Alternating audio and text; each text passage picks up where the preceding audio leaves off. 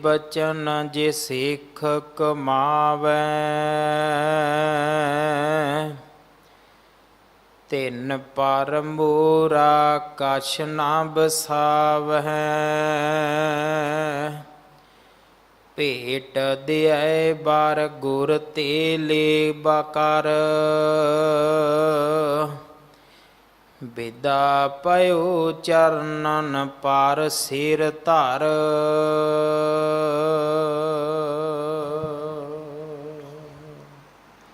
वाहिगुरु जी का खालसा, वाहिगुरु जी की फतेह। गुरु दर ते हाजिर गुरु सवारे खालसा जी, आप जी वडभागे हो जो 8वें पातशाह बाला प्रीतम सतगुरु जिस डिठै सब दुख जाए, इन्हां अजमतां वडियाइयां दे मालक गुरु हरकृष्ण साहब महाराज जी दे पवित्र चरण छो प्राप्त इतिहासक स्थान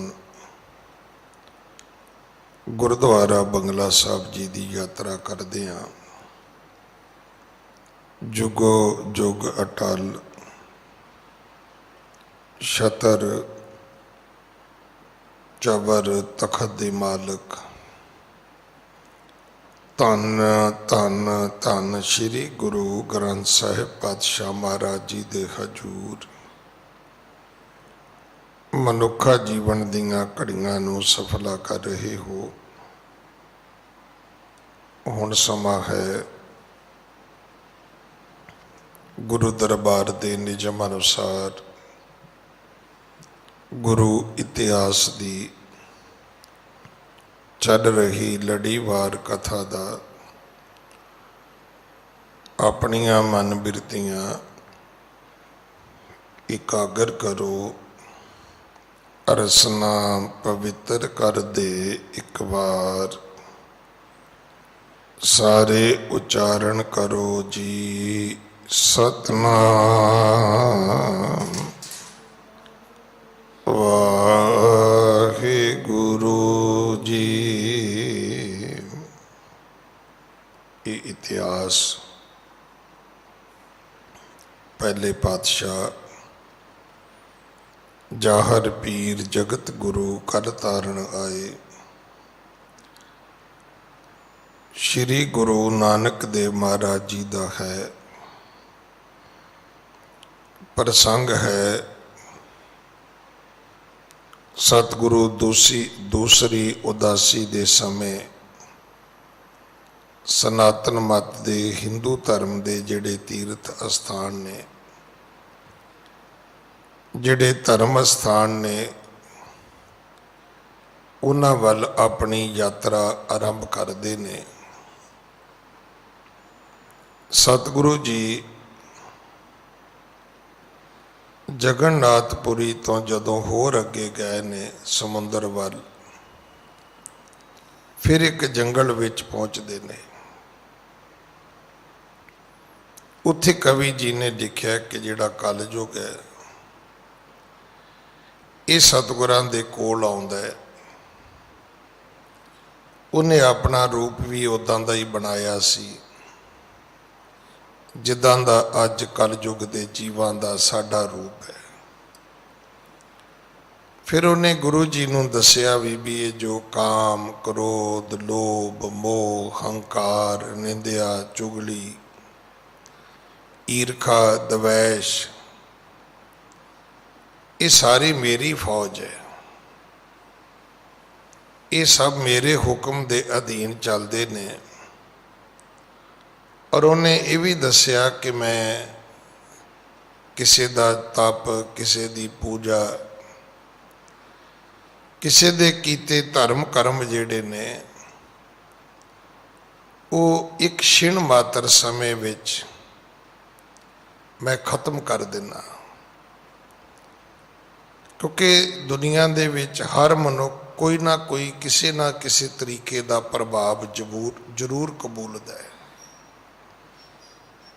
ਜਿਹੜੇ ਤਿੰਨ ਬਚਨ ਗੁਰੂ ਨੌਵੇਂ ਪਾਤਸ਼ਾਹ ਨੇ ਕੀਤੇ ਨੇ ਕਿ ਤੀਰਥ ਬਰਤ ਅਰਦਾਨ ਕਰ ਮਨ ਮੈਂ ਧਰੈ ਗੁਮਾਨ। ਜਿੱਥੇ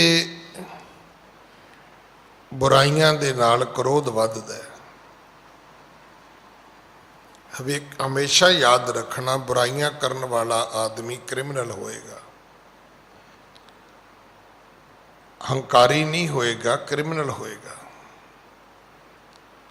ਉੱਥੇ ਜਿਹੜੇ ਚੰਗੇ ਕੰਮ ਕਰਨ ਵਾਲੇ ਲੋਕ ਨੇ ਉਹ ਹੰਕਾਰੀ ਹੋਣਗੇ, ਮੈਂ ਇਹ ਕੀਤਾ, ਮੈਂ ਉਹ ਕੀਤਾ। ਕਿਉਂਕਿ ਕ੍ਰਿਮੀਨਲ ਜਿਹੜਾ ਮਾੜੇ ਕੰਮ ਕਰਨ ਵਾਲਾ ਉਹਦੇ ਕੋਲੇ ਪਬਲਿਕ ਵਿੱਚ ਦੱਸਣ ਲਈ ਤਾਂ ਕੁਝ ਵੀ ਨਹੀਂ ਹੈ। ਉਹ ਤੇ ਇੱਕੋ ਹੀ ਗੱਲ ਕਹਿੰਦਾ ਵੀ ਜਿਹੜਾ ਮੇਰੇ ਅੱਗੇ ਬੋਲੇਗਾ ਉਹਨੂੰ ਉਡਾ ਦਿਆਂਗਾ, ਉਹ ਕ੍ਰਿਮੀਨਲ ਹੈ। ਪਰ ਚੰਗੇ ਕੰਮ ਕਰਨ ਵਾਲਾ ਜਿਹੜਾ ਹੈ ਉਹ ਹੰਕਾਰੀ ਹੈ। ਇਹ ਤਾਂ ਗੱਲ ਗੁਰੂ ਨੌਵੇਂ ਪਾਤਸ਼ਾਹ ਨੇ ਬਾਣੀ 'ਚ ਵੀ ਮੰਨੀ ਹੈ ਨਾ, ਵੀ ਜਿਹੜਾ ਤੀਰਥਾਂ ਦੀ ਯਾਤਰਾ ਕਰੇਗਾ ਉਹ ਹੰਕਾਰੀ ਹੋਏਗਾ, ਜਿਹੜਾ ਵਰਤ ਨੇਮ ਕਰੇਗਾ ਉਹ ਵੀ ਹੰਕਾਰੀ ਹੋਏਗਾ, ਜਿਹੜਾ ਦਾਨ ਕਰੇਗਾ ਉਹ ਵੀ ਹੰਕਾਰੀ ਹੋਏਗਾ ਕਿ ਮੈਂ ਇੰਨਾ ਦਾਨ ਕੀਤਾ ਜੀ, ਆਹ ਦਾਨ ਮੈਂ ਕੀਤਾ ਜੀ, ਉਹ ਦਾਨ ਮੈਂ ਕੀਤਾ ਜੀ। ਤੋ ਕਲਯੁਗ ਕਹਿੰਦਾ ਵੀ ਸਾਰੀ ਮੇਰੀ ਫੌਜ ਹੈ, ਵੀ ਕਿਸੇ ਨਾ ਕਿਸੇ ਤਰੀਕੇ ਨਾਲ ਮੈਂ ਹਰ ਬੰਦੇ ਨੂੰ ਉਹਦੇ ਧਰਮ ਤੋਂ ਥੱਲੇ ਸੁੱਟ ਲੈਣਾ। ਕੋਈ ਆਦਮੀ ਇਸਤਰੀ ਦਾ ਪ੍ਰਭਾਵ ਕਬੂਲੇਗਾ, ਕੋਈ ਧਨ ਦੌਲਤ ਦਾ ਪ੍ਰਭਾਵ ਕਬੂਲੇਗਾ, ਕੋਈ ਮਾਣ ਪਦਵੀ ਦਾ ਪ੍ਰਭਾਵ ਕਬੂਲੇਗਾ। ਕਿਤੇ ਨਾ ਕਿਤੇ ਜਾ ਕੇ ਕੋਈ ਨਾ ਕੋਈ ਆਦਮੀ ਦੀ ਕਮਜ਼ੋਰੀ ਤਾਂ ਹੁੰਦੀ ਹੈ। ਜਦੋਂ ਕਿ ਬਾਣੀ ਦਾ ਇਹ ਵੀ ਇੱਕ ਫੈਸਲਾ ਹੈ ਕਿ ਭੁੱਲਣ ਅੰਦਰ ਸਭ ਕੋ ਅਭੁੱਲ ਗੁਰੂ ਕਰਤਾਰ। ਗਲਤੀਆਂ ਦੇ ਅਸੀਂ ਸਾਰੇ ਹੀ ਪੁਤਲੇ ਆ।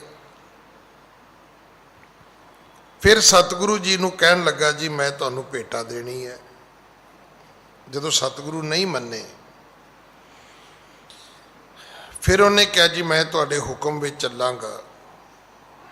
ਇਹ ਤਕਰੀਬਨ ਮੈਂ ਕਥਾ ਨੂੰ ਰੋਕ ਕੇ ਗੱਲ ਕੀਤੀ ਸੀ ਆਪ ਜੀ ਨਾਲ।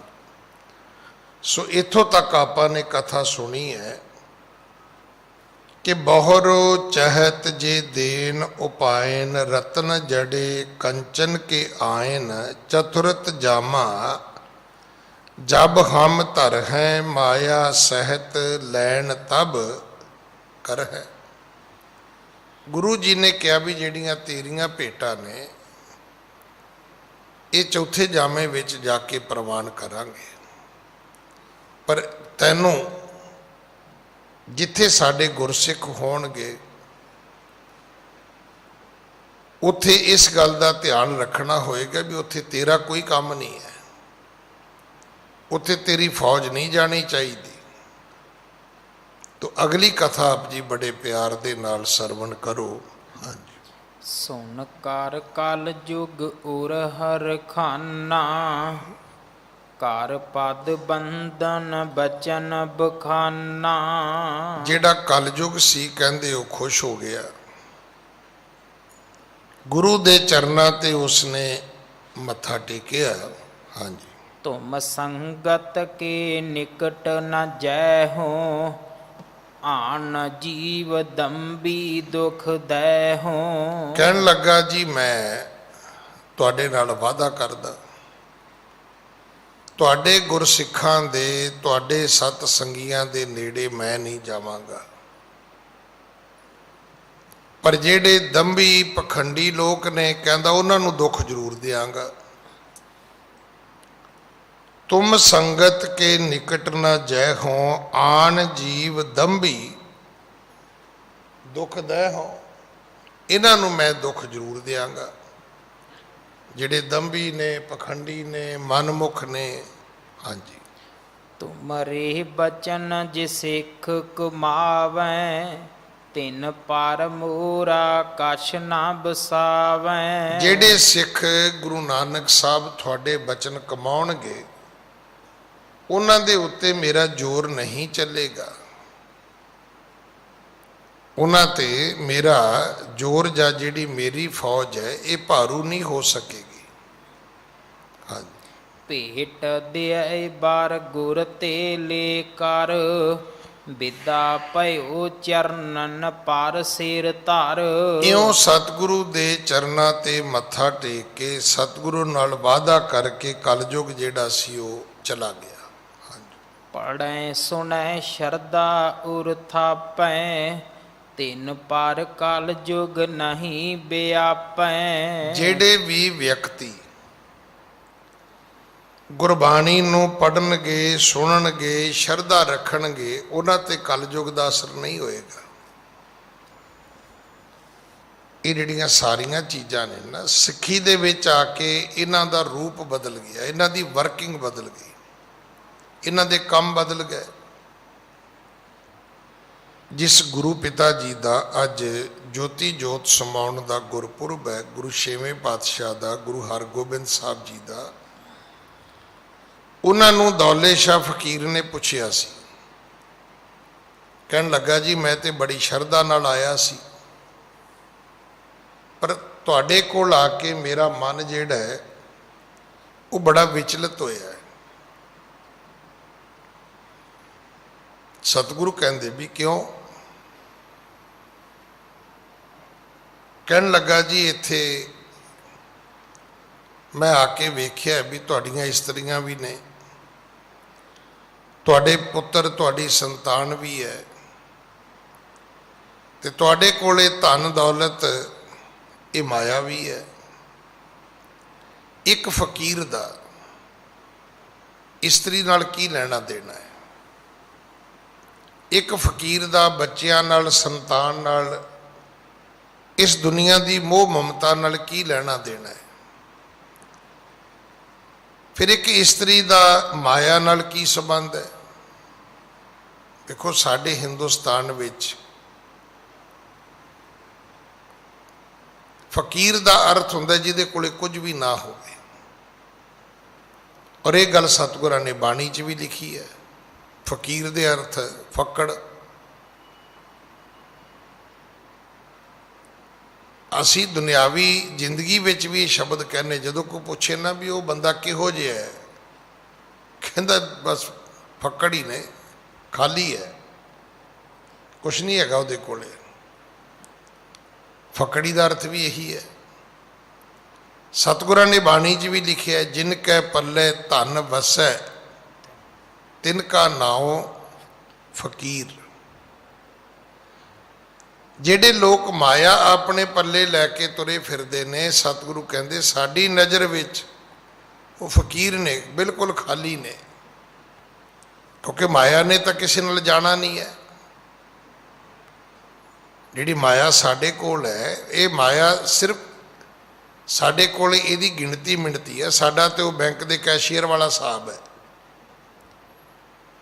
ਜਿਵੇਂ ਬੈਂਕ ਦਾ ਕੈਸ਼ੀਅਰ ਹੁੰਦਾ, ਹੁਣ ਬੈਂਕ 'ਚ 50 ਕਰੋੜ ਹੋਵੇ ਤਾਂ ਕੈਸ਼ੀਅਰ ਕਵੇ ਜੀ ਮੇਰੇ ਪੈਸੇ ਨੇ, ਤੇ ਮੂਰਖਤਾ ਹੈ ਉਹਦੀ। ਉਹ ਲੋਕਾਂ ਦੀ ਮਾਇਆ, ਤੇਰੀ ਡਿਊਟੀ ਤਾਂ ਸਿਰਫ ਕਾਊਂਟਿੰਗ ਤੇ ਲੱਗੀ ਹੈ, ਗਿਣਤੀ ਮਿਣਤੀ ਹੈ। ਕਦੇ ਲੈ ਕੇ ਰੱਖ ਲਏ, ਕਦੇ ਫੜ ਕੇ ਦੇ ਤੇ। ਸਾਡਾ ਹਾਲ ਵੀ ਇਹੋ ਹੀ ਹੈ।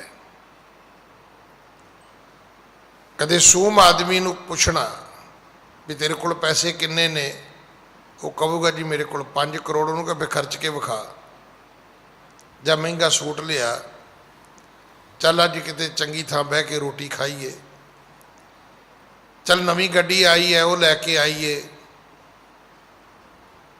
ਫਿਰ ਉਹ ਕਹੂਗਾ ਨਹੀਂ ਨਹੀਂ ਨਹੀਂ ਨਹੀਂ। ਇਹਦਾ ਅਰਥ ਇਹ ਹੈ ਵੀ ਉਹਨੂੰ ਖਰਚਣ ਦਾ ਹੁਕਮ ਨਹੀਂ ਹੈ। ਇਹ ਗੱਲ ਸਤਿਗੁਰਾਂ ਨੇ ਬਾਣੀ 'ਚ ਲਿਖੀ ਹੈ, ਸੂਮੈ ਧਨ ਰਾਖਣ ਕੋ ਦੀਆ, ਮੁਗਧ ਕਹੇ ਧਨ ਮੇਰਾ। ਕੰਜੂਸ ਬੰਦੇ ਨੂੰ ਪੈਸੇ ਰੱਬ ਨੇ ਫੜਾਏ ਸੀ ਵੀ ਸੰਭਾਲ ਕੇ ਰੱਖੀ, ਖਰਚੀ ਨਾ। ਤੇ ਉਹ ਮੂਰਖ ਲੋਕਾਂ ਨੂੰ ਕਹਿੰਦਾ ਰਿਹਾ ਮੇਰੇ ਕੋਲੇ 5 ਕਰੋੜ ਰੁਪਈਆ ਹੈ। ਵੀ ਜੇ ਰੁਪਈਏ ਨੇ ਤੇ ਖਰਚ ਕੇ ਵਿਖਾ, ਆਪੇ ਪਤਾ ਲੱਗ ਜਾਏਗਾ ਵੀ ਤੇਰੇ ਨੇ। ਅਸਲ ਵਿੱਚ ਲੋਕ ਬਿਲਕੁਲ ਖਾਲੀ ਨੇ, ਫੱਕੜ ਨੇ। ਹੁਣ ਜਿਹੜੇ ਲੋਕ ਗੁਰਬਾਣੀ ਨੂੰ ਪੜ੍ਹਨਗੇ, ਸੁਣਨਗੇ, ਸ਼ਰਧਾ ਧਰਨਗੇ, ਉਹਨਾਂ ਦਾ ਭਲਾ ਹੋਏਗਾ। ਜਿਹੜਾ ਦੌਲੇ ਸ਼ਾਹ ਫਕੀਰ ਸੀ, ਉਹਨੇ ਇਹੀ ਸਵਾਲ ਕੀਤਾ ਸੀ ਗੁਰੂ ਹਰਗੋਬਿੰਦ ਸਾਹਿਬ ਨੂੰ। ਕਹਿਣ ਲੱਗਾ ਜੀ ਧਨ ਦਾ ਫਕੀਰ ਨਾਲ ਕੀ ਕੰਮ ਹੈ? ਫਕੀਰ ਤੇ ਫਕੜੀ ਹੁੰਦੇ ਨੇ। ਉਹਨਾਂ ਦੇ ਕੋਲ ਤਾਂ ਕੁਝ ਵੀ ਨਹੀਂ ਹੁੰਦਾ। ਤੇ ਸਤਿਗੁਰੂ ਨੇ ਤਿੰਨਾਂ ਦਾ ਰੂਪ ਬਦਲ ਕੇ ਦੱਸਿਆ ਸੀ ਵੀ ਔਰਤ ਮੇਰਾ ਐਸ਼ਵਰਜ ਨਹੀਂ ਹੈ। ਨਿਜ਼ਾਮ ਕਰਕੇ ਤੇ ਇਹੀ ਹੈ ਨਾ ਵੀ ਤੁਸੀਂ ਵੇਖੋ, ਬੰਦਾ ਖੁਦ ਚਾਹੁੰਦਾ ਹੈ, ਆਪ ਉਹਨੇ ਭਾਵੇਂ ਪਾਟੀ ਪੈਂਟ ਪਾਈ ਹੋਵੇ, ਤੁਸੀਂ ਵੇਖਿਓ ਹਰ ਆਦਮੀ ਆਪਣੀ ਔਰਤ ਤੇ ਜਿੰਨਾ ਖਰਚ ਕਰਦਾ, ਜਿੰਨਾ ਔਰਤ ਦਾ ਖਰਚ ਹੈ, ਇਹਨਾਂ ਪਰਿਵਾਰ ਦੇ ਸਾਰੇ ਬੱਚਿਆਂ ਦਾ ਨਹੀਂ ਹੁੰਦਾ। ਤੇ ਖਰਚ ਉਹਦੀ ਰੋਟੀ ਤੇ ਨਹੀਂ ਹੈ, ਖਰਚ ਉਹਦੇ ਤਿਆਰ ਹੋਣ ਤੇ ਹੈ, ਕਿਉਂਕਿ ਬੰਦਾ ਉਹਨੂੰ ਆਪਣਾ ਐਸ਼ਵਰਜ ਸਮਝਦਾ। ਸਤਿਗੁਰੂ ਕਹਿੰਦੇ ਸਾਡੇ ਵਿੱਚ ਔਰਤ ਐਸ਼ਵਰਜ ਨਹੀਂ ਹੈ, ਔਰਤ ਈਮਾਨ ਹੈ। ਪੁੱਤਰ ਸਾਡੀ ਮੋਹ ਮਮਤਾ ਹੈ, ਅਸੀਂ ਸਾਰੇ ਬੱਚਿਆਂ ਦੇ ਪ੍ਰਤੀ ਕਮਜ਼ੋਰ ਆ। ਸਤਿਗੁਰੂ ਕਹਿੰਦੇ ਨਹੀਂ, ਇਹ ਮੇਰਾ ਨਿਸ਼ਾਨ ਹੈ। ਰਹੀ ਧਨ ਦੌਲਤ ਦੀ ਗੱਲ, ਧਨ ਦੌਲਤ ਦੇ ਬਾਰੇ ਸਤਿਗੁਰਾਂ ਨੇ ਆਖਿਆ, ਦੌਲੇ ਸ਼ਾਹ ਇਹ ਮੇਰਾ ਗੁਜਰਾਨ ਹੈ, ਕਿਉਂਕਿ ਇਹਦੇ ਬਿਨਾਂ ਗੁਜ਼ਾਰਾ ਨਹੀਂ ਹੈ। ਅੱਜ ਬੜੇ ਬੜੇ ਤੁਹਾਨੂੰ ਸਾਧੂ ਸੰਤ ਮਿਲਣਗੇ, ਇਹ ਜੀ ਬਾਬਾ ਜੀ ਪੈਸੇ ਨਹੀਂ ਫੜਦੇ ਜੀ, ਇਹ ਪੈਸਿਆਂ ਨੂੰ ਹੱਥ ਨਹੀਂ ਲਾਉਂਦੇ ਜੀ। ਪੁੱਛੋ ਜਿਹੜੀ ਗੱਡੀ 'ਚ ਬਹਿੰਦੇ ਨੇ ਉਹ ਕਾਹਦੀ ਆਈ ਹੈ? ਕਾਗਜ਼ਾਂ ਦੀ ਆਈ ਹੈ।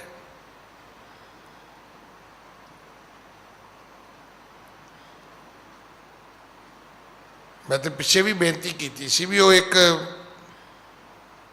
ਟੋਲਾ ਜਿਹਾ ਰਲ ਗਿਆ, ਉਹਨਾਂ ਦੇ ਵਿੱਚ ਇੱਕ ਸਾਧਵੀ ਵੀ ਰਲ ਗਈ। ਉਹਨੇ ਮਹਾਤਮਾ ਗਾਂਧੀ ਨੂੰ ਗੋਲੀ ਮਾਰੀ।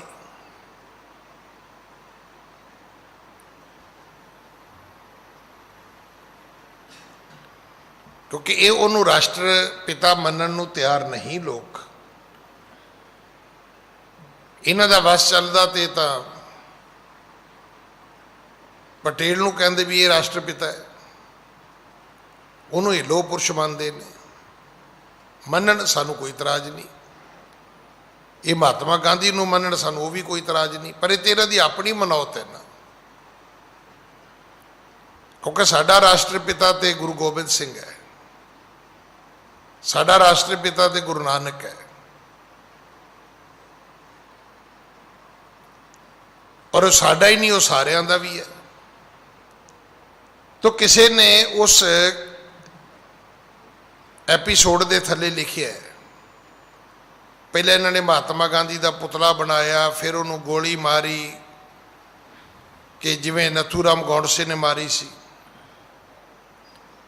ਤੇ ਥੱਲੇ ਕਿਸੇ ਨੇ ਲਿਖਿਆ ਹੈ ਕਿ ਮਹਾਤਮਾ ਗਾਂਧੀ ਨੂੰ ਗੋਲੀ ਮਾਰਨ ਵਾਲਿਓ, ਇਹ ਚੇਤਾ ਰੱਖਿਓ ਵੀ ਜਿਹੜੀ ਬੰਦੂਕ ਨਾਲ ਤੁਸੀਂ ਗੋਲੀ ਮਾਰੀ ਹੈ, ਉਹ ਬੰਦੂਕ ਜਿਹੜੇ ਨੋਟਾਂ ਦੀ ਤੁਸੀਂ ਖਰੀਦੀ, ਉਹਦੇ ਤੇ ਫੋਟੋ ਮਹਾਤਮਾ ਗਾਂਧੀ ਦੀ ਹੈ।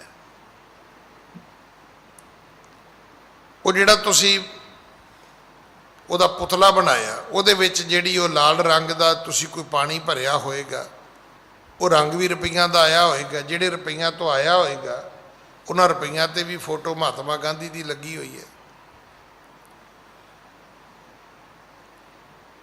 ਫਿਰ ਜਿਹੜੀ ਬੋਤਲ ਉਹਦੇ ਪੁਤਲੇ ਦੇ ਵਿੱਚ ਅੰਦਰ ਲੁਕੋਈ ਹੋਏਗੀ, ਭਾਵੇਂ ਪਲਾਸਟਿਕ ਦੀ ਹੋਵੇ, ਉਹ ਵੀ ਮੁੱਲ ਖਰੀਦੀ ਹੋਣੀ ਹੈ। ਉਹ ਵੀ ਜਿਹੜੇ ਰੁਪਈਆਂ ਦੀ ਤੁਸੀਂ ਖਰੀਦੀ ਹੋਏਗੀ, ਉਹਨਾਂ ਨੋਟਾਂ ਤੇ ਵੀ ਮਹਾਤਮਾ ਗਾਂਧੀ ਦੀ ਫੋਟੋ ਲੱਗੀ ਹੋਏਗੀ। ਤੇ ਫਿਰ ਤੁਸੀਂ ਗੋਲੀ ਕਿਹਨੂੰ ਮਾਰੀ ਹੈ? ਵੇਖੋ, ਇੱਕ ਗੱਲ ਕਹਿ ਦੇਣੀ ਕਿ ਅਸੀਂ ਪੈਸੇ ਨੂੰ ਹੱਥ ਨਹੀਂ ਲਾਉਂਦੇ ਜੀ, ਕਹੀ ਜਾਓ ਕੀ ਫਰਕ ਪੈਂਦਾ, ਪਰ ਸੱਚ ਇਹ ਹੈ ਕਿ ਪੈਸੇ ਬਿਨਾਂ ਗੁਜ਼ਾਰਾ ਨਹੀਂ ਹੈ। ਬਿਲਕੁਲ ਉਸੇ ਤਰ੍ਹਾਂ ਗੁਰੂ ਨਾਨਕ ਦੇ ਘਰ ਵਿੱਚ ਆ ਕੇ ਕਾਮ, ਕ੍ਰੋਧ, ਲੋਭ, ਮੋਹ, ਅਹੰਕਾਰ, ਇਹ ਸਭ ਬਦਲ ਜਾਂਦੇ ਨੇ।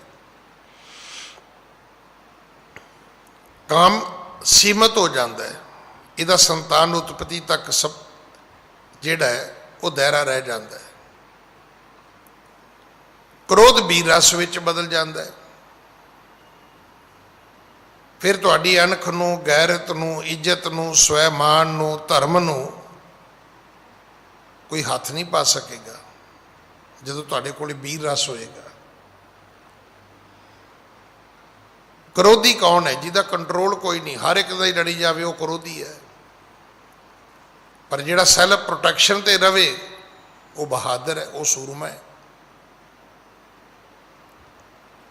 ਇਸ ਤਰ੍ਹਾਂ ਇਹਨਾਂ ਸਾਰਿਆਂ ਦੇ ਰੂਪ ਬਦਲਦੇ ਨੇ। ਤੋ ਕਵੀ ਜੀ ਨੇ ਇੱਥੇ ਲਿਖਿਆ ਕਿ ਜਿਹੜਾ ਵਿਅਕਤੀ ਗੁਰਬਾਣੀ ਨੂੰ ਪੜ੍ਹੇਗਾ, ਸੁਣੇਗਾ, ਸ਼ਰਧਾ ਧਾਰਨ ਕਰੇਗਾ, ਕੱਲ ਜੋ ਕਹਿੰਦਾ ਜੀ ਉਹਦੇ ਤੇ ਮੇਰਾ ਅਸਰ ਨਹੀਂ ਹੋਏਗਾ। ਅਸਰ ਕੀ ਹੋਣਾ ਹੈ? ਕਿਉਂਕਿ ਗੁਰਸਿੱਖ ਦੇ ਜੀਵਨ ਦੀ ਜਾਂਚ ਹੀ ਵੱਖਰੀ ਹੈ। ਉਹਦੇ ਕੋਲੇ ਸਾਰੀਆਂ ਚੀਜ਼ਾਂ ਜਾ ਕੇ ਬਦਲ ਜਾਣਗੀਆਂ ਭਾਈ। ਸਿੱਖ ਦੇ ਕੋਲ ਮੋਹ ਮਮਤਾ ਨਹੀਂ ਹੈ। ਮੋਹ ਮਮਤਾ ਸਿਰਫ ਤੁਹਾਨੂੰ ਆਪਣਿਆਂ ਤੱਕ ਸੀਮਤ ਕਰਦੀ ਹੈ। ਸਿੱਖ ਦੇ ਕੋਲ ਕੀ ਹੈ? ਉਹਦੇ ਕੋਲ ਤੇ ਸਰਬੱਤ ਦਾ ਭਲਾ ਹੈ।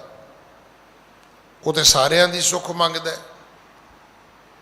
ਹੁਣ ਸਾਰਿਆਂ ਤੱਕ ਪਿਆਰ ਤੇ ਜਾ ਸਕਦਾ, ਮੋਹ ਮਮਤਾ ਨਹੀਂ ਜਾ ਸਕਦੀ। ਹਾਂਜੀ।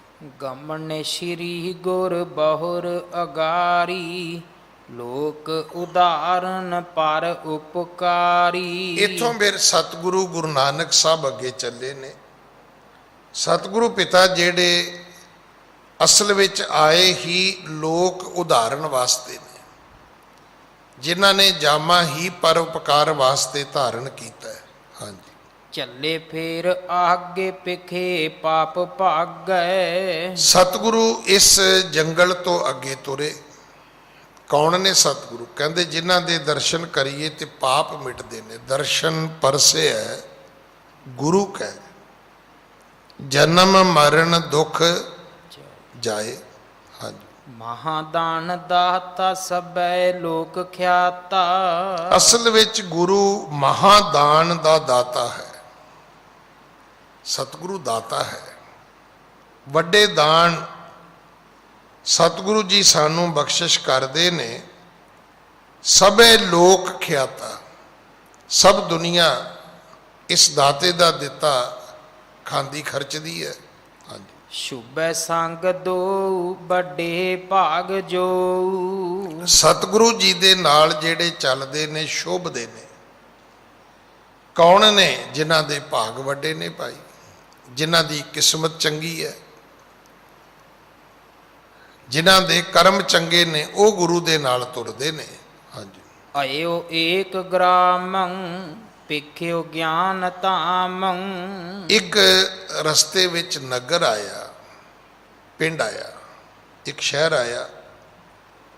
ਜਿਵੇਂ ਹੀ ਸਤਿਗੁਰੂ ਗੁਰੂ ਨਾਨਕ ਸਾਹਿਬ ਮਹਾਰਾਜ ਨੇ ਉਸ ਨਗਰ ਦੀ, ਉਸ ਨਗਰੀ ਦੀ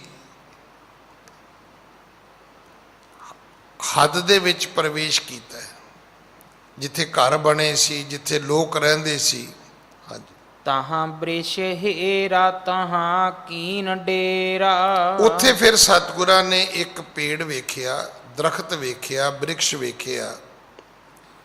ਉਸ ਪੇੜ ਦਰਖਤ ਦੇ ਥੱਲੇ ਸਤਿਗੁਰੂ ਜੀ ਨੇ ਆਪਣਾ ਡੇਰਾ ਕਰ ਲਿਆ। ਉੱਥੇ ਸਤਿਗੁਰੂ ਜੀ ਫਿਰ ਆਪਣੀ ਸਮਾਧੀ ਲਾਉਂਦੇ ਨੇ। ਹਾਂਜੀ। ਇਕੰਗ ਡੂਮ ਆਇਓ ਸ਼ੁਦਾ ਤੇ ਦੁਖਾਇਓ। ਇੰਨੇ ਨੂੰ ਇੱਕ ਮਰਾਸੀ ਆ ਗਿਆ। ਡੂਮ, ਮਰਾਸੀ ਇੱਕ ਅਖੌਤੀ ਜਾਤ ਹੈ। ਪੁਰਾਣੇ ਸਮਿਆਂ ਦੇ ਵਿੱਚ ਲੋਕ ਜਿਹੜੇ ਕਲਾਣ ਕਰਦੇ ਹੁੰਦੇ ਸੀ, ਜਿਹੜੇ ਲੋਕ ਇੱਧਰ ਉੱਧਰ ਸੁਨੇਹੇ ਦੇ ਆਉਂਦੇ ਸੀ, ਉਹਨਾਂ ਨੂੰ ਲੋਕ ਮਰਾਸੀ ਕਹਿੰਦੇ ਸੀ। ਕਿ ਉਹਨਾਂ ਨੂੰ ਗੱਲ ਥੋੜ੍ਹੀ ਜਿਹੀ ਵਧਾ ਚੜ੍ਹਾ ਕੇ ਕਰਨੀ ਆਉਂਦੀ ਹੁੰਦੀ ਸੀ, ਤੇ ਇਹਨਾਂ ਲੋਕਾਂ ਨੂੰ ਹੀ ਲੋਕ ਰਿਸ਼ਤੇਦਾਰੀਆਂ ਵਿੱਚ ਘੱਲਦੇ ਹੁੰਦੇ ਸੀ। ਤੇ ਉੱਥੇ ਜਾ ਕੇ ਫਿਰ ਉਹਨਾਂ ਨੇ ਕਹਿਣਾ ਵੀ ਸਾਡੇ ਸਰਦਾਰ ਤੇ ਬੜੇ ਵੱਡੇ ਨੇ ਭਾਈ, ਉਹਨਾਂ ਦੇ ਤੇ ਬਸ ਬੜੇ ਭਾਗ ਲੱਗੇ ਹੋਏ ਨੇ, ਚੁਬਾਰੇ ਨੇ ਜੀ, ਬਾਗ ਨੇ ਜੀ। ਤੋ ਐਸਾ ਇੱਕ ਵਿਅਕਤੀ ਜਿਹਦੀ ਜਾਤੀ ਡੂਮ ਹੈ, ਮਰਾਸੀ ਹੈ, ਉਹ ਸਤਿਗੁਰਾਂ ਦੇ ਕੋਲ ਆਉਂਦਾ। ਜਿਸ ਪੇੜ ਦੇ ਥੱਲੇ, ਬ੍ਰਿਕਸ਼ ਦੇ ਥੱਲੇ ਸਤਿਗੁਰੂ ਬੈਠੇ ਨੇ, ਪਰ ਉਹਨੇ ਆ ਕੇ ਆਪਣਾ ਦੁੱਖ ਦੱਸਿਆ। ਸ਼ੁਦਾ ਤੇ ਦਿਖਾਇਓ। ਕਹਿਣ ਲੱਗਾ ਜੀ ਮੈਂ ਭੁੱਖ ਨਾਲ ਵਿਆਕਲ ਹੋਇਆ ਪਿਆ, ਦੁਖੀ ਹੋਇਆ ਪਿਆ, ਇੰਨੀ ਭੁੱਖ ਲੱਗੀ ਹੈ ਮੈਨੂੰ। ਹਾਂਜੀ। ਕਾਹੇ ਬੈਣ ਐਸੇ ਪਿੱਖੋਂ ਭੂਪ ਜੈਸੇ। ਕਹਿਣ ਲੱਗਾ ਜੀ ਮੈਂ ਤੁਹਾਨੂੰ ਵੇਖਿਆ ਤੇ ਮੈਨੂੰ ਇਵੇਂ ਲੱਗਾ ਵੀ ਜਿਵੇਂ ਕੋਈ ਰਾਜਾ ਬੈਠਾ ਹੋਵੇ। ਹੁਣ ਇਹ ਮਰਾਸੀਆਂ ਦਾ ਸੁਭਾਅ ਹੈ, ਕਿਵੇਂ ਅਗਲੇ ਦੀ ਵਡਿਆਈ ਕਰੀ ਜਾਣੀ। ਜਿਹੜਾ ਵਿਅਕਤੀ ਕਿਸੇ ਵਿਅਕਤੀ ਦੀ ਲੋੜ ਤੋਂ ਜ਼ਿਆਦਾ ਸ਼ੋਭਾ ਕਰੇ, ਆਪਾਂ ਕੀ ਕਹਿੰਦੇ ਆ, ਇਹ ਤੇ ਮਰਾਸੀ ਹੈ। ਇਹਦਾ ਕੀ ਹੈ? ਜਿਹੜਾ ਵਿਅਕਤੀ ਕਿਸੇ ਦੀ ਲੋੜ ਤੋਂ ਜ਼ਿਆਦਾ ਵਡਿਆਈ ਕਰੇ, ਕੁਸ਼ਾਮਦ ਕਰੇ, ਤੇ ਉਹਨੂੰ ਅਸੀਂ ਇੱਕ ਤਾਨਾ ਦਿੰਦੇ ਆ ਵੀ ਤੂੰ ਮਰਾਸੀ ਹੈ, ਇੰਨਾ ਬੋਲੀ ਜਾਂਦਾ ਤੂੰ ਇਹਦੇ ਵਾਸਤੇ। ਉਸ ਡੂਮ ਨੇ ਵੀ ਇਦਾਂ ਹੀ ਕੀਤਾ। ਹੁਣ ਗੁਰੂ ਸਾਹਿਬ ਇੱਕ ਫਕੀਰ ਨੇ, ਸਾਧੂ ਨੇ, ਦਰਵੇਸ਼ ਨੇ, ਪਰ ਕਹਿਣ ਲੱਗਾ ਜੀ ਮੈਨੂੰ ਤੇ ਤੁਸੀਂ ਰਾਜੇ ਵਰਗੇ ਲੱਗਦੇ ਹੋ, ਭਿਖੋ ਭੂਪ ਜੈਸੇ। ਹਾਂਜੀ, ਕਛੂ ਦੇਹੋ ਪਿਛਾ ਕਰੋ ਪੂਰ ਇੱਛਾ। ਕਹਿਣ ਲੱਗਾ ਜੀ ਕੋਈ ਭਿਖਿਆ ਹੀ ਦੇ ਦਿਓ,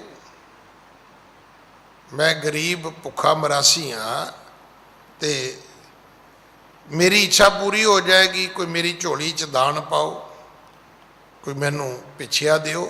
ਹਾਂਜੀ, ਉਦਾਰੀ ਦੇ ਦਾਰੀ ਅਸ਼ੋਕੀ ਲਿਲਾਰੀ। ਕਹਿਣ ਲੱਗਾ ਜੀ ਮੈਂ ਤੁਹਾਡੇ ਦੀਦਾਰ ਕੀਤੇ ਨੇ, ਬੜੇ ਉਦਾਰ ਚਿੱਤ ਲੱਗਦੇ ਹੋ ਮੈਨੂੰ, ਸਕੀ ਬੜੇ ਵੱਡੇ ਦਾਨੀ ਲੱਗਦੇ ਹੋ ਤੁਸੀਂ। ਔਰ ਅਸ਼ੋਕੀ ਲਲਾਰੀ ਕਹਿੰਦਾ ਤੁਹਾਡੇ ਮੱਥੇ ਤੋਂ ਲੱਗਦਾ ਵੀ ਤੁਹਾਡੇ ਵਿੱਚ ਸ਼ੋਕ ਗਮ ਇਹ ਚੀਜ਼ ਨਹੀਂ ਹੈਗੀ, ਖਿੜੇ ਮੱਥੇ ਵਾਲੇ ਹੋ। ਅਸ਼ੋਕੀ ਸ਼ੋਕ ਤੋਂ ਰਹਿਤ, ਲਲਾਰੀ ਲਲਾਰੀ ਕਹਿੰਦੇ ਨੇ ਮੱਥੇ ਨੂੰ। ਤੁਹਾਡਾ ਮਸਤਕ ਇਦਾਂ ਲੱਗਦਾ ਹੈ ਕਿ ਤੁਹਾਡੇ ਵਿੱਚ ਕੋਈ ਗਮ ਨਹੀਂ ਹੈ, ਕੋਈ ਸ਼ੋਕ ਨਹੀਂ ਹੈ, ਤੁਸੀਂ ਖਿੜੇ ਮੱਥੇ ਵਾਲੇ ਉਦਾਰ ਚੇਤੋਂ, ਬੜੇ ਸਖੀ ਹੋ, ਦਾਨੀ ਹੋ, ਮੈਨੂੰ ਤੇ ਤੁਸੀਂ ਰਾਜਿਆਂ ਵਰਗੇ ਲੱਗੇ ਹੋ। ਕਹਿਣ ਲੱਗਾ ਜੀ ਕੋਈ ਭਿਖਿਆ ਹੀ ਦੇ ਦਿਓ ਤਾਂ ਕਿ ਮੇਰੀ ਇੱਛਾ ਪੂਰੀ ਹੋ ਜਾਏ। ਹਾਂਜੀ, ਸੁਨਿਓ ਸ਼ਰੋਣ ਬੈਨੰ ਦਇਆਵਾਨ ਨੈਨੰ। ਗੁਰੂ ਨਾਨਕ ਦੇ ਪਿਤਾ ਜੀ ਨੇ ਉਸ ਡੂਮ ਦੀਆਂ ਗੱਲਾਂ ਸੁਣੀਆਂ। ਇਹ ਉਹ ਸਤਿਗੁਰੂ ਨੇ ਜਿਨ੍ਹਾਂ ਦੇ ਨੇਤਰਾਂ ਵਿੱਚ ਵੀ ਦਇਆ ਹੈ, ਕਰੂੜਤਾ ਨਹੀਂ ਹੈ, ਕਿਰਪਾ ਹੈ, ਮਿਹਰ ਹੈ, ਜਿਨ੍ਹਾਂ ਦੀ ਨਜ਼ਰ ਦੇ ਵਿੱਚ ਵੀ ਮਿਹਰਮਤ ਹੈ। ਹਾਂਜੀ, ਦੀਪੈ ਰੂਪ ਸ਼ੋਭਾ ਕਵੀ ਚਿਤ ਲੋਭਾ। ਦੀਪੈ ਰੂਪ ਸ਼ੋਭਾ, ਜਿਨ੍ਹਾਂ ਦਾ ਰੂਪ ਸੁੰਦਰ ਹੈ। ਸਤਿਗੁਰੂ ਪਿਤਾ ਮਹਾਰਾਜ ਕਵੀ ਚਿਤ ਲੋਭਾ, ਤੇ ਭਾਈ ਸੰਤੋਖ ਸਿੰਘ ਕਹਿੰਦੇ ਨੇ ਮੇਰਾ ਚਿੱਤ ਲੁਭਾਏਮਾਨ ਹੈ। ਗੁਰੂ ਦੇ ਦੀਦਾਰ ਇੰਨੇ ਵੱਡੇ ਨੇ, ਇੰਨੇ ਮਹਾਨ ਨੇ। ਹਾਂਜੀ, ਪਣੇ ਬੈਣ ਐਸੇ ਸੁਦਾਸਾਨ ਜੈਸੇ। ਤਦੋਂ ਫਿਰ ਗੁਰੂ ਨਾਨਕ ਸਾਹਿਬ ਨੇ ਇਹ ਬਚਨ ਆਪਣੇ ਮੁਖ ਤੋਂ ਆਖੇ, ਤੇ ਬਚਨ ਸੀਗੇ ਅੰਮ੍ਰਿਤ ਵਰਗੇ। ਉਸ ਡੂਮ ਦੇ ਵੱਲ ਵੇਖ ਕੇ ਸਤਿਗੁਰੂ ਜੀ ਨੇ ਇਹ ਬਚਨ ਆਪਣੇ ਮੁਖ ਤੋਂ ਉਚਾਰੇ ਨੇ। ਹਾਂਜੀ, ਜੋ ਹੈ ਮੂਲ ਸਾਖੀ ਤਹਾਂ ਦੇਖ ਆਖੀ। ਜੋ ਹੈ ਮੂਲ ਸਾਖੀ। ਸਤਿਗੁਰੂ ਕਹਿਣ ਲੱਗੇ ਭਾਈ ਜਿਸ ਦਰਖਤ ਦੇ ਅਸੀਂ ਥੱਲੇ ਬੈਠੇ ਆ, ਵੇਖ ਇਸ ਦਰਖਤ ਦੇ ਮੁੱਢ ਵੱਲ ਵੇਖ, ਇਹਦੀ ਜੜ, ਇਹਦੇ ਤਣੇ ਵੱਲ ਵੇਖ, ਤਹਾਂ ਦੇਖ ਆਂਖੀ, ਅੱਖਾਂ ਨਾਲ ਵੇਖ। ਹਾਂਜੀ, ਜੋ ਚਾਹੋ ਸੋ ਪਾਵੈ ਨਿਸੰਸੈ ਦਿਵਾਵੈ। ਤੂੰ ਜੋ ਚਾਹੇਗਾ ਤੈਨੂੰ ਮਿਲ ਜਾਏਗਾ, ਜੋ ਤੇਰੀ ਇੱਛਾ ਹੋਏਗੀ ਅਸੀਂ ਤੈਨੂੰ ਦਵਾ ਦੇਾਂਗੇ ਭਾਈ। ਹਾਂਜੀ, ਗਇਓ ਡੂਮ ਧਾਈ ਅਸ਼ਰਫੀ ਸੋ ਪਾਈ। ਉਹ ਜਿਹੜਾ ਡੂਮ ਸੀ, ਅਖੌਤੀ ਜਾਤੀ ਮਰਾਸੀ ਜਾਤੀ ਦਾ ਜਿਹੜਾ ਵਿਅਕਤੀ ਸੀ, ਉਹ ਗਿਆ। ਮੇਰਾ ਖਿਆਲ ਮੇਰੇ ਮਗਰ ਕੋਈ ਵੀ ਨਹੀਂ ਹੈਗਾ,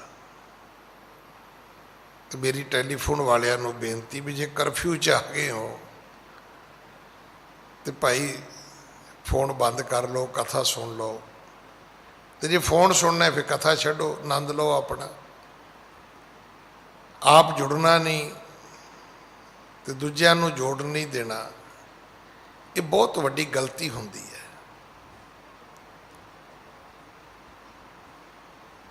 ਇਹ ਇੱਕ ਔਗਣ ਹੈ ਜੀਵਨ ਦਾ। ਯਤਨ ਇਹ ਕਰੋ ਕਿ ਤੁਹਾਡੇ ਕਰਕੇ ਕੋਈ ਦੂਸਰਾ ਜਿਹੜਾ ਹੈ ਉਹ ਟੁੱਟਣਾ ਨਹੀਂ ਚਾਹੀਦਾ, ਜੁੜ ਤੇ ਭਾਵੇਂ ਜਾਵੇ ਤੁਹਾਡੇ ਕਰਕੇ। ਐਸੇ ਪ੍ਰੇਰਕ ਬਣ ਕੇ ਜਿਉਣਾ ਚਾਹੀਦਾ ਹੈ। ਹਾਂਜੀ। ਗਇਓ ਡੂਮ ਧਾਈ ਅਸ਼ਰਫੀ ਸੋ ਪਾਈ। ਗਇਓ ਡੂਮ ਧਾਈ ਅਸ਼ਰਫੀ ਸੋ ਪਾਈ। ਉਹ ਡੂਮ ਬ੍ਰਿਕਸ਼ ਵੱਲ ਗਿਆ ਤੇ ਉੱਥੇ ਇੱਕ ਅਸ਼ਰਫੀ ਪਈ ਸੀ, ਉੱਥੇ ਇੱਕ ਸੋਨੇ ਦੀ ਮੋਹਰ ਪਈ ਸੀ। ਅਸ਼ਰਫੀ ਨੂੰ ਰੁਪਈਆ ਨਹੀਂ ਕਹਿੰਦੇ, ਸੋਨੇ ਦੀ ਮੋਹਰ ਕਹਿੰਦੇ ਨੇ। ਉਹਨੇ ਚੁੱਕ ਲਈ। ਹਾਂਜੀ। ਲਈ ਸੂਖ ਪਾਇਓ ਨਿਜੰ ਗ੍ਰਾਮ ਆਇਓ। ਅਸ਼ਰਫੀ ਲਈ ਤੇ ਸੁੱਖ ਹੋ ਗਿਆ ਵੀ ਇਹਦੇ ਨਾਲ ਤੇ ਸਾਰੀਆਂ ਹੀ ਭੁੱਖਾਂ ਮਿਟ ਜਾਣਗੀਆਂ। ਇਵੇਂ ਹੀ ਹੈ ਜਿਵੇਂ ਅੱਜ ਕਿਸੇ ਨੂੰ ਸੋਨੇ ਦਾ ਬਿਸਕੁਟ ਮਿਲ ਜਾਏ। ਸੋਨੇ ਦਾ ਬਿਸਕੁਟ ਮਿਲ ਜਾਏ ਤੇ ਖੜੇ ਖੜੋਤੇ ਨੂੰ 1.5 ਲੱਖ ਰੁਪਈਆ ਮਿਲ ਜਾਏਗਾ। ਜਿਹੜਾ ਵਿਅਕਤੀ ਰੋਟੀ ਮੰਗਣ ਗਿਆ ਹੋਵੇ ਉਹਨੂੰ 1.5 ਲੱਖ ਮਿਲ ਜਾਏ ਤੇ ਜੇ ਆਪਾਂ 10,000 ਵੀ ਮਹੀਨੇ ਦੀ ਤਨਖਾਹ ਗਿਣੀਏ ਨਾ ਮਜ਼ਦੂਰੀ ਦੀ, ਤੇ ਤੁਸੀਂ ਲਾ ਲਓ ਹਿਸਾਬ ਵੀ 1.25 ਸਾਲ ਦੀ ਤਨਖਾਹ ਮਿਲ ਗਈ ਉਹਨੂੰ। ਉਸ ਡੂਮ ਨੂੰ ਜਦੋਂ ਇਤਨਾ ਧਨ ਮਿਲਿਆ ਤੇ ਉਹਦੀਆਂ ਤੇ ਭੁੱਖਾਂ ਹੀ ਗਵਾਚ ਗਈਆਂ। ਬੜਾ ਪ੍ਰਸੰਨ ਹੋਇਆ। ਹਾਂਜੀ। ਸਭੈ ਕੋ ਸੁਨਾਇਓ ਇੱਕ ਸੰਤ ਆਇਓ। ਹੁਣ ਉਹ ਕੱਲੇ ਕੱਲੇ ਬੰਦੇ ਨੂੰ ਦੱਸਦਾ ਫਿਰਦਾ। ਇੱਕ ਉਹਦੀ ਜਾਤ ਡੂਮ ਸੀ, ਉਹ ਜਮਾਂਦਰੂ ਮਰਾਸੀ ਸੀ। ਇੱਕ ਅੱਗੋਂ ਦਾਤਾ ਸਖੀ ਮਿਲ ਗਿਆ, ਮੰਗਣ ਗਿਆ ਸੀ ਰੋਟੀ ਤੇ ਮਿਲ ਗਈ ਸੋਨੇ ਦੀ ਮੋਹਰ। ਉਹ ਹੁਣ ਘਰ ਘਰ ਕੱਲੇ ਕੱਲੇ ਨੂੰ ਜਾ ਕੇ ਦੱਸਦਾ ਹੈ ਵੀ ਬਾਹਰ ਇੱਕ ਸੰਤ ਆਇਆ ਹੈ, ਰਾਜਿਆਂ ਵਰਗਾ ਹੈ, ਮੇਰੀਆਂ ਤੇ ਉਹਨੇ ਭੁੱਖਾਂ ਮਿਟਾ ਦਿੱਤੀਆਂ ਨੇ। ਹਾਂਜੀ। ਜੋ ਚਾਹੇ ਸੋ ਦੇਈ ਉਦਾਰੰਗ ਬਢੇਈ। ਜੋ ਚਾਹੋਗੇ ਮਿਲ ਜਾਏਗਾ। ਏਡਾ ਵੱਡਾ ਉਦਾਰ ਚਿੱਤ ਹੈ, ਸਖੀ ਹੈ, ਦਾਨੀ ਹੈ। ਹਾਂਜੀ। ਸੁਨਿਓ ਸ਼ਰੋਨ ਬਹਿਨੰ ਹੁਤੇ ਦੀਨ ਜੌਨੰ। ਜਿਨ੍ਹਾਂ ਜਿਨ੍ਹਾਂ ਲੋਕਾਂ ਨੇ ਉਸ ਡੂਮ ਦੇ ਕੋਲੋਂ ਸੁਣਿਆ, ਉਸ ਗਰੀਬ ਮਰਾਸੀ ਦੇ ਕੋਲੋਂ ਸੁਣਿਆ ਵੀ ਮੇਰੀਆਂ ਤੇ ਭੁੱਖਾਂ ਮਿਟ ਗਈਆਂ। ਔਰ ਇਹ ਚੀਜ਼ਾਂ ਨਜ਼ਰ ਵੀ ਆਉਂਦੀਆਂ ਨੇ, ਇਹ ਜ਼ਰੂਰ ਚੇਤਾ ਰੱਖਣਾ। ਦੇਖੋ ਜਿਵੇਂ ਬਿਮਾਰੀ ਨਜ਼ਰ ਆਉਂਦੀ ਉਵੇਂ ਆਦਮੀ ਦੀ ਤੰਦਰੁਸਤੀ ਵੀ ਨਜ਼ਰ ਆਉਂਦੀ ਹੈ। ਜਿਵੇਂ ਗਰੀਬੀ ਨਜ਼ਰ ਆਉਂਦੀ ਉਵੇਂ ਬੰਦੇ ਦੀ ਅਮੀਰੀ ਵੀ ਨਜ਼ਰ ਆਉਂਦੀ ਹੈ। ਜੇ ਅਨਪੜ੍ਹਤਾ ਨਜ਼ਰ ਆਉਂਦੀ ਹੈ, ਅਨਪੜ੍ਹਤਾ ਤੁਹਾਡੇ ਕੱਪੜਿਆਂ ਤੋਂ ਵੀ ਪਤਾ ਲੱਗਦਾ ਹੈ, ਉਵੇਂ ਤੁਹਾਡੀ ਪੜ੍ਹਾਈ ਲਿਖਾਈ ਵੀ ਨਜ਼ਰ ਆਉਂਦੀ ਹੈ ਭਾਈ। ਉਹਦੇ ਤੋਂ ਡੂਮ ਤੋਂ ਜਿਸ ਵਿਅਕਤੀ ਨੇ ਵੀ ਸੁਣਿਆ ਕਿ ਭਾਈ ਮੇਰੀਆਂ ਤੇ ਉਸ ਬਾਹਰ ਦਰਖਤ ਦੇ ਥੱਲੇ ਬੈਠੇ ਉਸ ਫਕੀਰ ਨੇ ਭੁੱਖਾਂ ਮਿਟਾ ਦਿੱਤੀਆਂ ਨੇ। ਹਾਂਜੀ। ਗਏ ਤਾਹੇ ਧਾਈ ਬੇਰਾਜੇ ਜੇ ਜਾਹੀ। ਹੁਣ ਨਗਰੀ ਦੇ ਲੋਕ ਨਗਰ ਤੋਂ ਬਾਹਰ ਨਿਕਲਣੇ ਸ਼ੁਰੂ ਹੋ ਗਏ। ਉਹ ਜਗਤ ਗੁਰੂ ਗੁਰੂ ਨਾਨਕ ਸਾਹਿਬ ਮਹਾਰਾਜ ਦੇ ਕੋਲ ਜਾਂਦੇ ਨੇ। ਹਾਂਜੀ। ਜੋ ਜੋ ਜਾਚੈ ਆਏ ਨਰ ਸੋ ਸੋ ਦੇਹੈ ਬਤਾਏ। ਜਿਹੜੇ ਜਿਹੜੇ ਵਿਅਕਤੀ ਆਉਂਦੇ ਨੇ, ਜਿਹੜੇ ਜਿਹੜੇ ਆ ਕੇ ਆਪਣਾ ਦੁੱਖ ਆਪਣਾ ਰੋਗ ਸਤਿਗੁਰੂ ਜੀ ਦੇ ਕੋਲ ਦੱਸਦੇ ਨੇ। ਕਿਹ ਸਥਾਨ ਕਹਿ ਤਰ ਤਰੇ ਜਾਏ ਤਹਾਂ ਤੇ ਪਾਏ। ਉਹ ਸਾਰੇ ਦਰਖਤ ਦੇ ਕੋਲ ਜਾਂਦੇ ਨੇ ਤੇ ਸਤਿਗੁਰੂ ਪਿਤਾ ਜੀ ਸਾਰਿਆਂ ਤੇ ਕਿਰਪਾ ਕਰਦੇ ਨੇ। ਹਾਂਜੀ। ਜਸ਼ਨ ਦੇਸ਼ ਪਹਿਲਾ ਅਮਕੰਗ ਕਟਹਿਲਾ। ਜਸੰਗ ਦੇਸ਼ ਫੈਲਾ। ਸਾਰੀ ਨਗਰੀ ਵਿੱਚ ਗੁਰੂ ਨਾਨਕ ਸਾਹਿਬ ਦਾ ਜਸ ਫੈਲਿਆ। ਸਤਿਗੁਰੂ ਜੀ ਦੇ ਬਾਰੇ ਸਾਰਿਆਂ ਦੇ ਵਿੱਚ ਚਰਚਾ ਹੋਣੀ ਸ਼ੁਰੂ ਹੋ ਗਈ, ਵਡਿਆਈ ਸ਼ੁਰੂ ਹੋਣੀ ਹੋ ਗਈ। ਸਤਿਗੁਰੂ ਕੌਣ ਨੇ?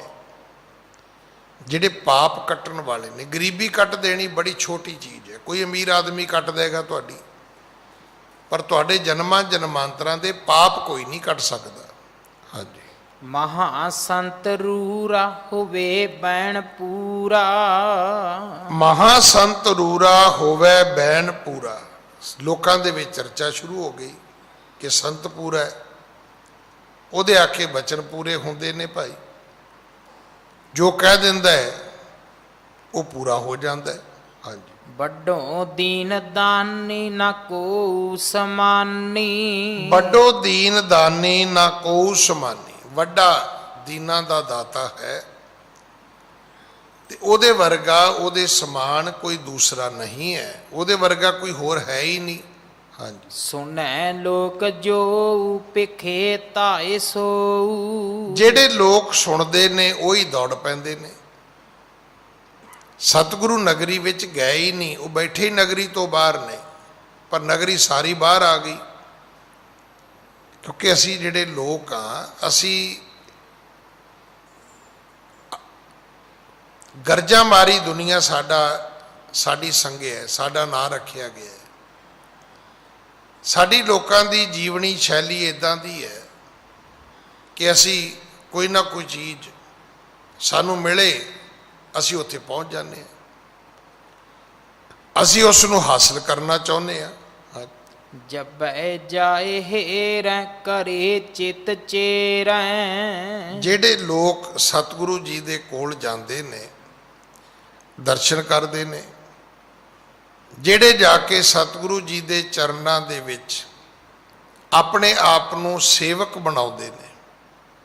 ਵੇਖੋ, ਗੁਰੂ ਦੇ ਚਰਨ ਸਪਰਸ਼ ਕਰਨੇ ਇਹ ਇੱਕ ਸ਼ਰਧਾ ਦਾ ਇੱਕ ਪੱਖ ਹੈ, ਪਰ ਹਮੇਸ਼ਾ ਗੁਰੂ ਦੇ ਚਰਨਾਂ ਦੇ ਵਿੱਚ ਇੱਕ ਸ਼ਰਧਾਲੂ ਸੇਵਕ ਬਣ ਜਾਣਾ ਇਹ ਦੂਜੀ ਅਵਸਥਾ ਹੈ।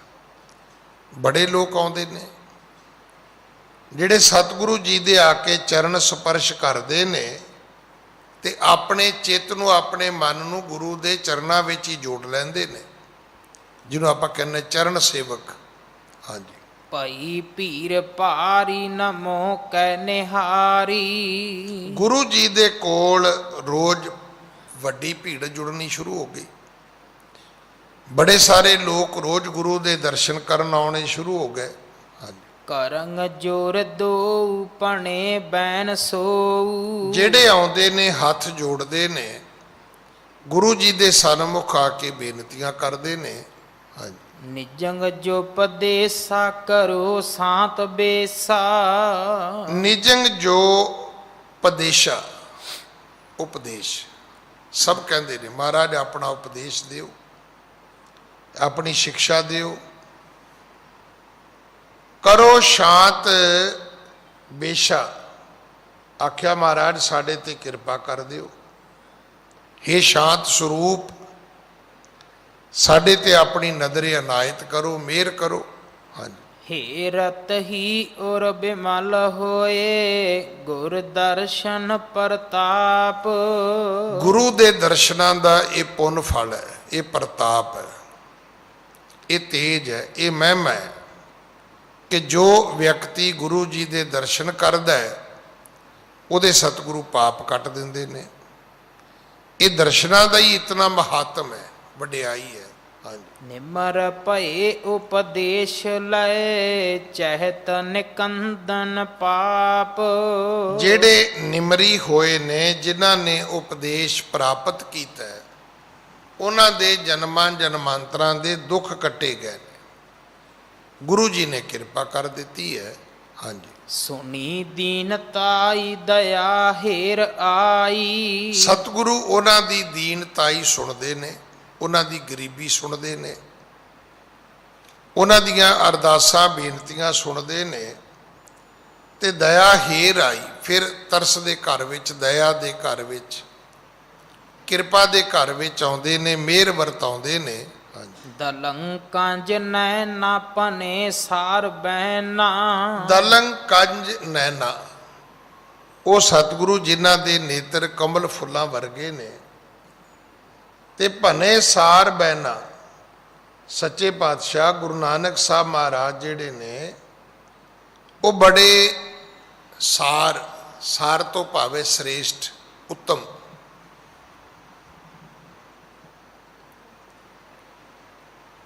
ਇਹ ਉੱਤਮ ਬਚਨ ਜਿਹੜੇ ਨੇ ਉਹ ਸਤਿਗੁਰੂ ਆਪਣੇ ਮੁਖ ਤੋਂ ਉਚਾਰਨ ਕਰਦੇ ਨੇ।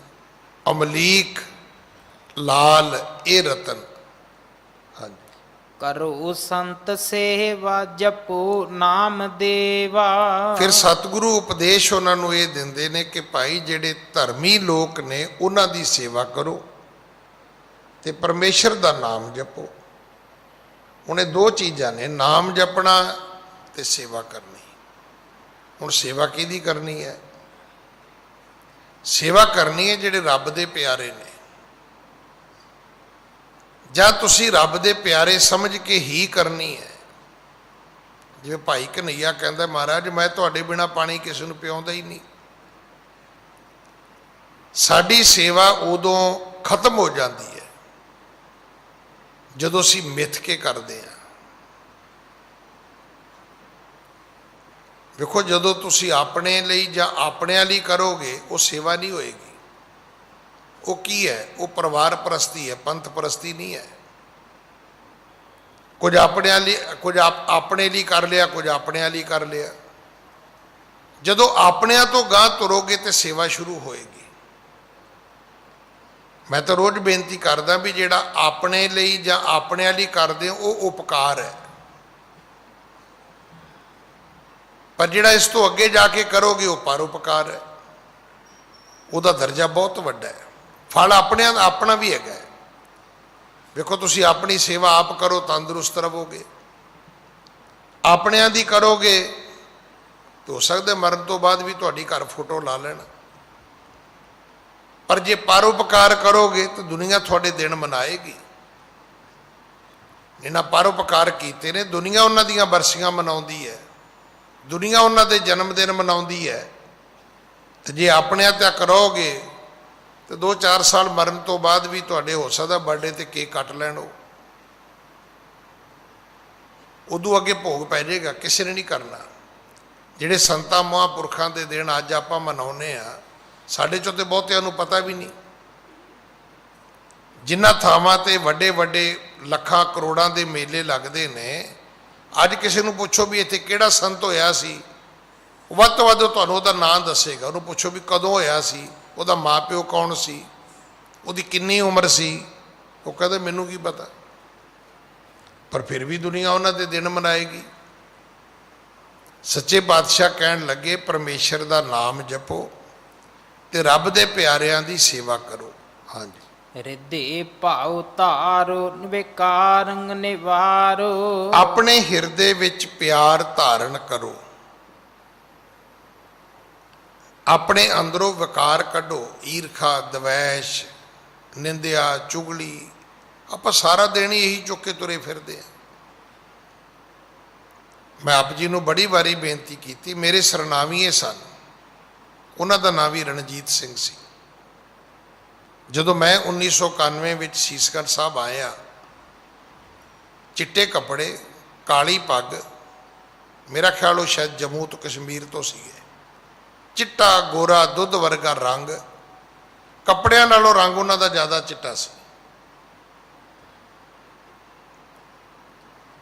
ਉੱਥੇ ਉਹ ਰਹਿੰਦੇ ਹੁੰਦੇ ਸੀ। ਚਲੋ ਸਮਾਂ ਬੀਤਦਾ ਗਿਆ, ਬਿਮਾਰ ਹੋ ਗਏ। ਬਿਮਾਰ ਹੋਏ ਤੇ ਦਿੱਲੀ ਕਮੇਟੀ ਨੇ ਉਹਨਾਂ ਨੂੰ ਸੰਭਾਲਿਆ। 26-27 ਨੰਬਰ ਕਮਰਾ ਵੀ ਉਹਨਾਂ ਨੂੰ ਦਿੱਤਾ ਕਿ 27-28 ਸੀ, ਜਿਹੜੀ ਬਿਲਕੁਲ ਸੀਸਗੰਜ ਸਾਹਿਬ ਦੇ ਨਾਲ ਉਸ ਵੇਲੇ ਨਵੀਂ ਸਰਾਂ ਸੀ। ਉਹਦੇ ਵਿੱਚ 2 ਕਮਰੇ ਉਹਨੂੰ ਦਿੱਤੇ, ਸੇਵਾਦਾਰ ਵੀ ਦਿੱਤੇ। ਤੇ ਮੈਂ ਇੱਕ ਦਿਨ ਉਹਨਾਂ ਦਾ ਪਤਾ ਲੈਣ ਗਿਆ। ਉਹਨਾਂ ਨੇ ਬੜੀ ਕਮਾਲ ਦੀ ਗੱਲ ਕਹੀ। ਕਹਿਣ ਲੱਗੇ, ਭਾਈ ਸਾਹਿਬ, ਮੈਂ ਸਾਰੀ ਉਮਰ ਇਹਨਾਂ ਨੇਤਾਵਾਂ ਦਾ ਝੰਡਾ ਡੰਡੇ 'ਚ ਪਾ ਕੇ ਇਹਨਾਂ ਦੀ ਜਿੰਦਾਬਾਦ ਕਰਦਾ ਰਿਹਾ। ਕਾਸ਼ ਕਿਤੇ ਗੁਰੂ ਤੇਗ ਬਹਾਦਰ ਦਾ ਝੰਡਾ ਡੰਡੇ 'ਚ ਪਾ ਕੇ ਮੈਂ ਜਿੰਦਾਬਾਦ ਕੀਤੀ ਹੁੰਦੀ, ਅੱਜ ਸ਼ਾਇਦ ਮੈਨੂੰ ਇਹ ਨਾ ਦੁੱਖ ਸਹਾਰਨੇ ਪੈਂਦੇ ਤੇ ਨਾ ਹੀ ਮੈਨੂੰ ਇਸ ਕਦਰ ਦੁਨੀਆ ਤੋਂ ਜਾਣਾ ਪੈਂਦਾ। ਬੜਾ ਨਾਰਾਜ਼ ਸੀ ਉਹ ਸਾਰੀ ਉਮਰ ਹੀ ਲੀਡਰਾਂ ਮਗਰ ਤੁਰਿਆ ਫਿਰਦਾ ਰਿਹਾ, ਸਾਰੀ ਉਮਰ ਹੀ ਕੱਢਤੀ ਉਹਨੇ। ਵੀ ਪੁੱਛੋ ਵੀ ਲੈਣਾ ਕੀ ਹੈ ਇਹਨਾਂ ਕੋਲੋਂ। ਠੀਕ ਹੈ, ਸਭ ਦਾ ਧਰਮ ਵੀ ਹੁੰਦਾ ਹੈ, ਧੜਾ ਵੀ ਹੁੰਦਾ ਹੈ, ਪਰ ਕਿਤੇ ਜਾ ਕੇ ਕੋਈ ਆਪਣਾ ਆਪਣਾ ਨਿੱਜੀ ਕੋਈ ਤੁਹਾਡਾ ਕੋਈ ਕਿਰਦਾਰ ਹੁੰਦਾ ਕਿ ਨਹੀਂ ਹੁੰਦਾ? ਗੁਰੂ ਨਾਨਕ ਸਾਹਿਬ ਸਭ ਨੂੰ ਕਹਿੰਦੇ ਨੇ, ਕਹਿੰਦੇ ਭਾਈ ਨਾਮ ਜਪੋ, ਜਿਹੜੇ ਰੱਬ ਦੇ ਪਿਆਰੇ ਨੇ ਉਹਨਾਂ ਦੀ ਸੇਵਾ ਕਰੋ, ਕਰੋ ਸੰਤ ਸੇਵਾ, ਜਪੋ ਨਾਮ ਦੇਵਾ, ਹਿਰਦੇ ਭਾਉ ਧਾਰੋ, ਵਿਕਾਰੰਗ ਨਿਵਾਰੋ। ਆਪਣੇ ਅੰਦਰ ਰੱਬ ਦਾ ਪਿਆਰ ਪੈਦਾ ਕਰੋ, ਆਪਣੇ ਅੰਦਰੋਂ ਵਕਾਰ ਕੱਢੋ, ਛੱਡੋ ਨਿੰਦਿਆ ਚੁਗਲੀ। ਕੀ ਲੈਣਾ ਹੈ? ਕਿਸ ਗੱਲ ਦੀ ਈਰਖਾ ਹੈ? ਕਿਸ ਗੱਲ ਦਾ ਵੈਰ ਵਿਰੋਧ ਹੈ? ਕਿਉਂ ਆਪਾਂ ਮਾੜੇ ਕਰਮ ਕਰਦੇ, ਕਿਉਂ ਮਾੜੇ ਪਾਸੇ ਤੁਰਦੇ ਆਪਾਂ? ਹਾਂਜੀ। ਚਿਤੰ ਕਾਲ ਕੀਜੈ ਦਿਨੰ ਦੇਹ ਛੀਜੈ। ਸਤਿਗੁਰੂ ਪਿਤਾ ਮਹਾਰਾਜ ਕਹਿਣ ਲੱਗੇ ਚਿਤੰ ਕਾਲ ਕੀਜੈ, ਚੇਤਾ ਕਰੋ ਮੌਤ ਆਉਣ ਵਾਲੀ ਹੈ। ਕਾਲ ਦਾ ਅਰਥ ਹੈ ਸਮਾਂ, ਸਮਾਂ ਮੁੱਕਣ ਵਾਲਾ ਹੈ। ਦੇਖੋ ਟਾਈਮ ਤਾਂ ਜਦੋਂ ਨਿਸ਼ਚਿਤ ਹੋ ਗਿਆ ਨਾ, ਇਹਦਾ ਮਤਲਬ ਵੀ ਉਹ ਦਿਨ ਆ ਜਾਏਗਾ। ਇੱਕ ਦਿਨ ਬੜੀ ਸਿਆਣੀ ਗੱਲ ਕਿਸੇ ਨੇ ਸੁਣਾਈ, ਕਹਿੰਦੇ ਕਿਸੇ ਬਾਣੀਏ ਨੇ ਪੈਸੇ ਦੇ ਦਿੱਤੇ ਜ਼ਿਮੀਂਦਾਰ ਨੂੰ, ਉਧਾਰੇ ਦੇ ਦਿੱਤੇ, ਵਿਆਜੂ ਦੇ ਦਿੱਤੇ, ਸ਼ਾਹੂਕਾਰ ਹੋਏਗਾ। ਹੁਣ ਉਹ ਜਦੋਂ ਪੈਸੇ ਮੰਗਣ ਜਾਂਦਾ ਹੈ ਤਾਂ ਉਹ ਕਹਿੰਦਾ ਵੀ ਸ਼ਾਹ ਜੀ ਅਗਲੀ ਫਸਲ ਤੇ ਦੇ ਦਿਆਂਗੇ। ਇੱਕ ਦਿਨ ਕੀ ਹੋਇਆ, ਸ਼ਾਹੂਕਾਰ ਥੋੜਾ ਜਿਹਾ ਜ਼ਿਆਦਾ ਬੋਲਿਆ ਤੇ ਜ਼ਿਮੀਂਦਾਰ ਦਾ ਪੁੱਤਰ ਕਹਿੰਦਾ ਹੈ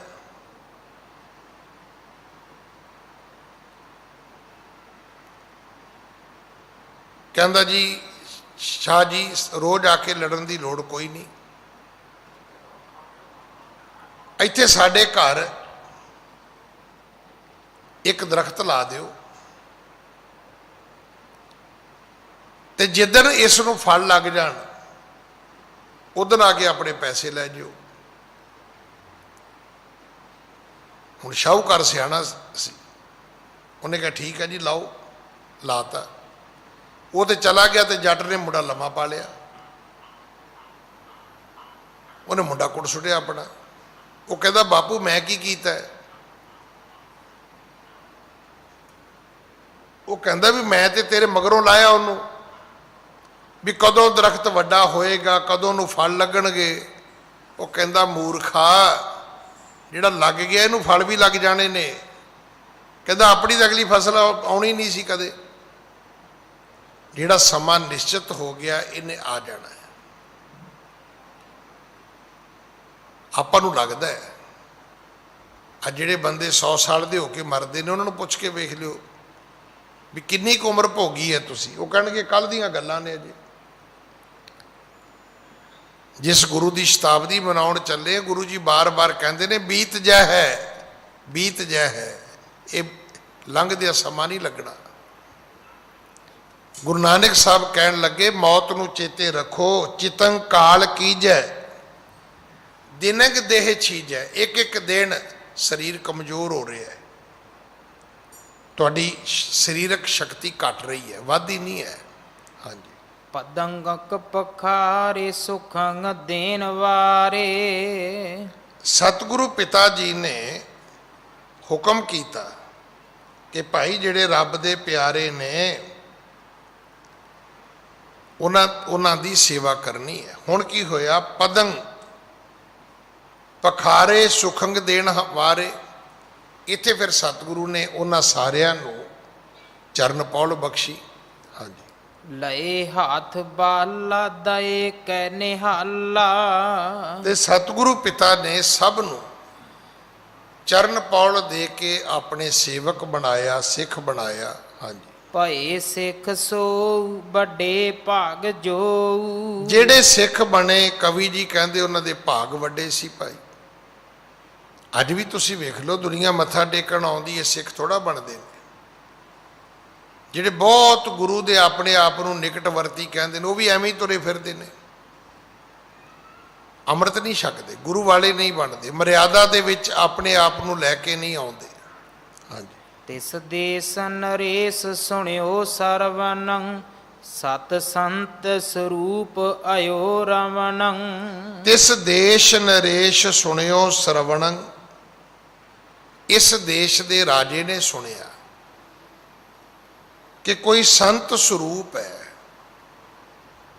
ਕੋਈ ਬੜੇ ਸੁੰਦਰ ਸਰੂਪ ਵਾਲਾ ਕੋਈ ਸੰਤ ਮੇਰੇ ਦੇਸ਼ ਆਇਆ ਹੈ। ਉੱਥੋਂ ਦੇ ਰਾਜੇ ਨੇ, ਉੱਥੋਂ ਦਾ ਜਿਹੜਾ ਮੁਖੀਆ ਸੀ, ਜਦੋਂ ਉਸ ਨੂੰ ਪਤਾ ਲੱਗਿਆ, ਹਾਂਜੀ, ਗਤ ਦਾਹ ਬਲਵਾਨ ਵਿਸਾਲ ਕਲਾ, ਅਵਲੋਕਤ ਲੋਚਨ ਹੋਤ ਭਲਾ। ਗਤ ਦਾ ਬਲਵਾਨ ਵਿਸਾਲ ਕਲਾ, ਜਿਹੜੇ ਮੁਕਤੀ ਦੇ ਦਾਤੇ ਨੇ, ਜਿਨ੍ਹਾਂ ਦੇ ਕੋਲ ਬੜੀ ਸ਼ਕਤੀ ਹੈ, ਜਿਨ੍ਹਾਂ ਦੇ ਦਰਸ਼ਨ ਕੀਤਿਆਂ ਭਲਾ ਹੁੰਦਾ ਹੈ, ਇਹ ਸਾਰੀਆਂ ਮਹਿਮਾ ਵਡਿਆਈਆਂ ਰਾਜੇ ਨੇ ਸੁਣੀਆਂ। ਹਾਂਜੀ, ਤਟ ਭੇਟਨ ਕੋ ਪਟ ਭੇਟ ਲਈ, ਘਟ ਕੋ ਪਟ ਪਾਟੈ ਤ੍ਰਿਟ ਪਾਈ। ਹੁਣ ਉਸ ਨੇ ਗੁਰੂ ਜੀ ਦੇ ਭੇਟਾ ਕਰਨ ਵਾਸਤੇ ਭੇਟਾ ਲਈ, ਤੇ ਭੇਟਾ ਵਿੱਚ ਉਸਨੇ ਕੀ ਕੀਤਾ? ਉਹਨੇ ਕੀਮਤੀ ਬਸਤਰ ਲੈ ਕਿ ਮੈਂ ਸਤਿਗੁਰੂ ਜੀ ਨੂੰ ਜਾ ਕੇ ਮੱਥਾ ਟੇਕਾਂਗਾ। ਹਾਂਜੀ, ਪਟ ਭੀਰ ਲਏ ਚਲ ਆਏ ਤਹਾਂ, ਅਰਬਿੰਦ ਬਲੋਚਨ ਬੈਸ ਜਹਾਂ। ਬੜੇ ਸਾਰੇ ਸਿਪਾਹੀ, ਉਹਦੀ ਫੌਜ ਵੀ ਉਹਦੇ ਨਾਲ ਆਈ, ਬੜੀ ਸਾਰੀ ਪ੍ਰਜਾ ਵੀ ਉਹਦੇ ਨਾਲ ਆਈ। ਭੱਟ ਭੀਰ ਲਏ, ਭੱਟਾਂ ਦੀ, ਸਿਪਾਹੀਆਂ ਦੀ ਭੀੜ ਵੀ ਉਹਦੇ ਨਾਲ ਹੈ। ਚਲ ਆਏ ਤਹਾਂ ਅਰਬਿੰਦ ਬਲੋਚਨ ਬੈਸ ਜਹਾਂ। ਜਿੱਥੇ ਕਮਲ ਨੇਤਰਾਂ ਦੇ ਮਾਲਕ ਗੁਰੂ ਨਾਨਕ ਬੈਠੇ ਨੇ, ਇਹ ਉੱਥੇ ਪਹੁੰਚਦਾ ਹੈ। ਰਾਜਾ ਉੱਥੇ ਗੁਰੂ ਜੀ ਦੇ ਦਰਸ਼ਨ ਕਰਨ ਆਉਂਦਾ ਹੈ। ਹਾਂਜੀ, ਘਰ ਬੰਦ ਕਰੀ ਪਦ ਬੰਦਨਤਾ, ਚੱਖ ਸੋ ਮੁਖ ਦੇਖ ਆਨੰਦਵਤਾ। ਕਰ ਬੰਦ ਕਰੀ ਪਦ ਬੰਦਨਤਾ, ਗੁਰੂ ਦੇ ਚਰਨਾਂ ਤੇ ਮੱਥਾ ਟੇਕਿਆ। ਚੱਖ ਸੋ ਮੁਖ ਦੇਖ ਆਨੰਦ ਵਤਾ।